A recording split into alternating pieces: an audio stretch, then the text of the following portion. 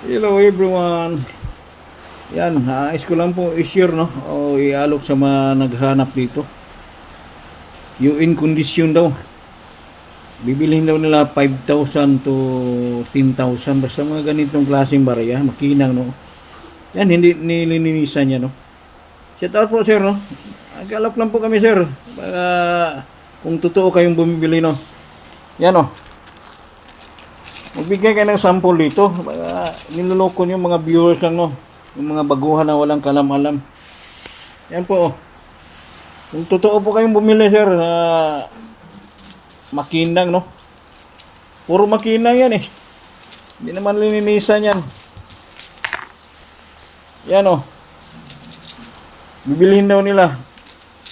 Mataas na presyo. Mga viewers, wag po kayong basta-basta maniwala ng ganyan no.